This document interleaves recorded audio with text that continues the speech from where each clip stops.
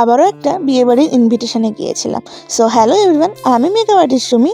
সেদিন গিয়েছিলাম একটা বিয়েবাড়িতে তো অনেক সময় আগেই এন্ট্রি নিয়েছিলাম, কিন্তু তখনই মনে পড়লো তোমাদের তো গেট থেকে দেখানোই হবে না, তাই আবার ভিডিও শুরু করলাম। ভেতরে এসে এই প্রথমে ওপরের এই জায়গাটি আমার বেশ ভালো লেগেছে। ওভারঅল বিয়ের মণ্ডপ ও ডেকোরেশনটা বেশ ভালো হয়েছিল। অ্যান্ড তারপরে চলে আসলাম ব্রাইডের কাছে আসার পরে কিছু সুন্দর সুন্দর ছবি তুলে নিলাম। আর হ্যাঁ, সেদিন গিয়েছিলাম আমার মাসির বিয়েতে। এবার তারপরে চলে গেলাম ডাইরেক্ট ফুচকার স্টলে। সেখান থেকে গোটা চারেক ফুচকা খাওয়ার পর চলে আসলাম ক্লোজ সবার সাথে ছবি তুলতে। এনাকে তো আমার অনেক ভিডিওতে দেখেছো, ইনিও আমার একটা মাসি হয়। তারপরে চলে আসলাম পকোড়া নিয়ে। আর এটা হচ্ছে আমার বড় মা, মানে আমার মায়ের দিদা। তারপরে আবার একটু কফি খেয়ে নিলাম। কফি খাওয়ার সাথে দেখলাম বর চলে এসেছে। বরমশাইকে তো টানা হেঁচড়া করতে করতে রীতিমতো প্যান্ডেলের ভেতরে আনা হলো।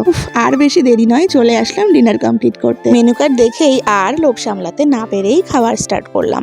প্রথমে ছিল রাধাবল্লভী আর চানা মটর, তারপরে চলে আসলো মুড়িঘণ্ট ডাল, আর সাথে ছিল চিপস, আর তারপরে মাছের ঝোল ছিল, আমি সেটা স্কিপ করে গেছিলাম।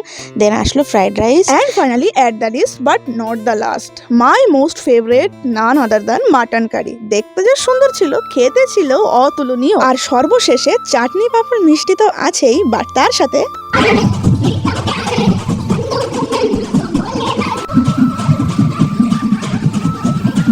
আর করলাম অনেক নাচ। আমাদের তো বাঙালি বিয়ে বাড়িতে নাচ না হলে সবকিছুই অসম্পূর্ণ।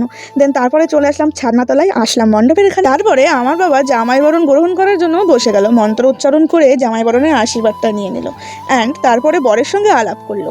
আর এইদিকে আমরা বসে বসে অপেক্ষা করছিলাম সেই মুহূর্তটির জন্য, আর যেই মুহূর্তে মাসি একেবারের মতো মেশর হয়ে যাবে। অবশেষে এত বছরের অপেক্ষার অবসান ঘটল।